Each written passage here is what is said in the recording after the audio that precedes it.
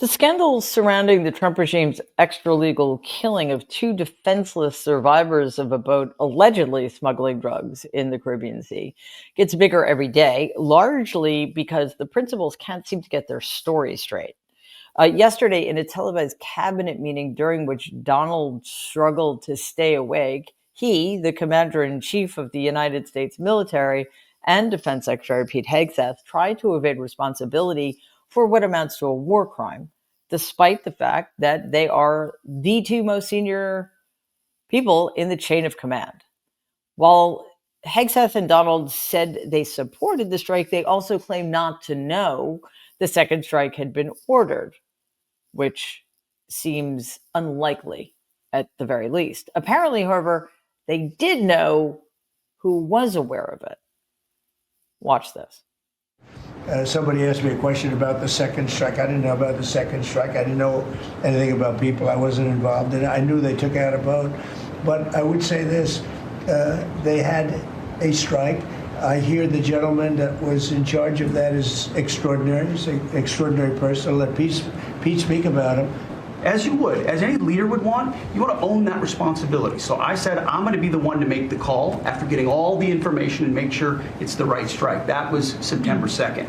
There's a lot of intelligence that goes into that, building that case and understanding that, a lot of people providing information. I watched that first strike live. As you can imagine, at the Department of War, we got a lot of things to do.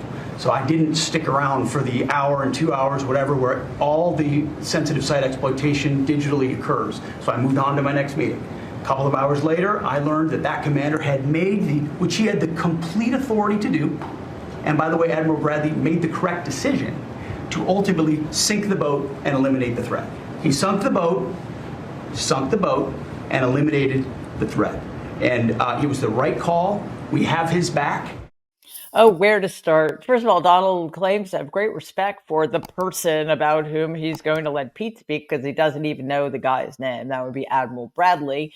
Hegseth was so busy at the so-called Department of War, you tiny little man, that he couldn't be bothered to stick around how a United States military attack on, apparently, according to the Trump regime, a serious threat to national security played out.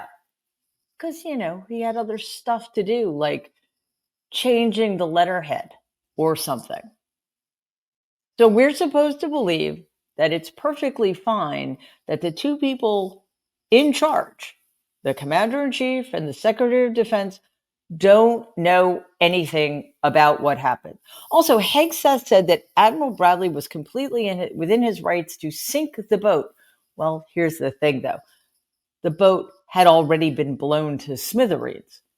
The second strike was not meant to sink the boat. The boat had been sunk.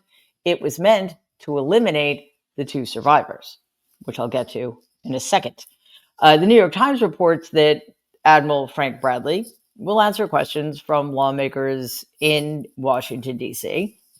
Bradley, quote, has become a public example of the potential legal peril that the American military faces as it carries out the orders of Donald and his defense secretary, unquote.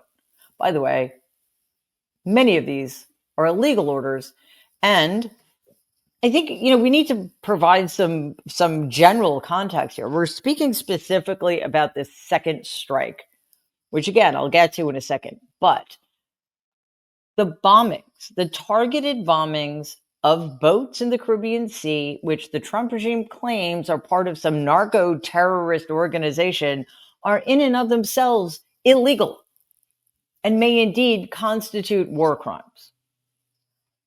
Targeting defenseless combatants, if indeed that's what the people on these boats are, we don't even know if that's the case, doesn't just constitute extralegal killing.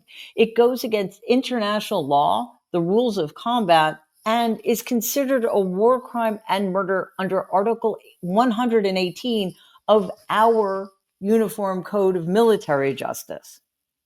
That seems pretty damning on its face. As the scope of the scandal grows, even some congressional Republicans are expressing outrage. This week, Kentucky Senator Rand Paul delivered a scathing rebuke of Hegseth's leadership. Take a look. In this sense, it looks to me like they're trying to pin the blame on somebody else and not them. There's a very distinct statement that was said on Sunday. Secretary Hegseth said he had no knowledge of this and it did not happen. It was fake news. It didn't happen. And then the next day from the podium at the White House, they're saying it did happen. So either he was lying to us on Sunday or he's incompetent and didn't know it had happened. Do we think there's any chance that on Sunday the Secretary of the Defense did not know there had been a second strike? Of course he knew. Of course he knew.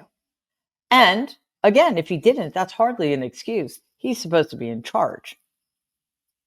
It's sort of a pattern throughout the course of Donald's life to just pretend he doesn't know something when he knows that he'll get in trouble if he's found to have been responsible for it. But this cannot fly when you were talking about ordering the United States military to carry out illegal orders, including the extrajudicial killing of potentially innocent people. GOP Congressman Mike Turner and Don Bacon are also demanding more information. Watch this. Obviously, if that occurred, that would be very serious, and I agree that would be an illegal act. That is a violation of the law of war. When people want to surrender, you don't kill them, and they have to pose an imminent threat. It's hard to believe that two people on a raft trying to survive would pose an imminent threat. Well, because they didn't pose an imminent threat, which is why they're trying to change the narrative to, oh, we were just trying to complete the sinking of the already sunk boat. There have been 21 bombings on boats in the Caribbean Sea that we know of, and over 81 people to this date have been murdered. So hopefully more Republicans will understand that a line has been crossed here. North Carolina Senator Tom Tillis said, quote, obviously, if there was a direction to take a second shot and kill people, that's a violation of an ethical, moral, or legal code. We need to get to the bottom of it, unquote. Yes, again, we need to get to the bottom of it because regardless whether it's a violation of an ethical, moral, or legal code, I would suggest it's a violation of all three.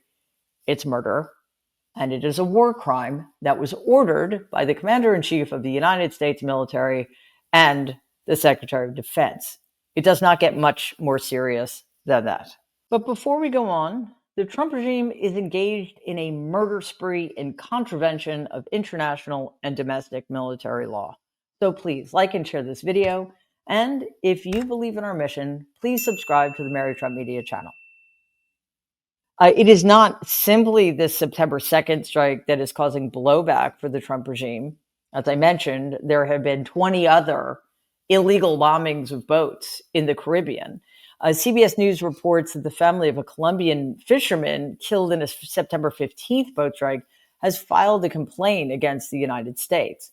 The motion was filed in the Inter-American Commission on Human Rights. The family says their relative Alejandro Carranza Medina was a regular fisherman with no drug trafficking ties. The complaint accuses Pete Hegseth of ordering extrajudicial killings. They add these illegal actions were endorsed by Donald because, again, he is the commander-in-chief, and at least this is the way it used to work. The buck stops with him despite his refusal to take responsibility for anything.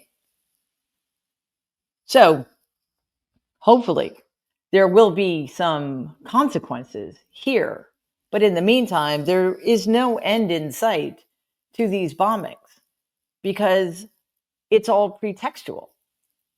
They are claiming that the United States is at war with a narco-terrorist organization, and therefore, any violence they commit against boats they claim are involved in this organization should be eliminated, and they are within their rights to order the elimination of those boats and the people on them, despite offering absolutely no evidence that, one, the boats are indeed involved in drug trafficking, and all of the people on board are themselves drug traffickers.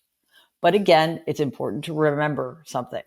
Even if it were true that those boats were drug trafficking boats and the people on board were drug traffickers, this is not how it's supposed to work. They are being denied their due process.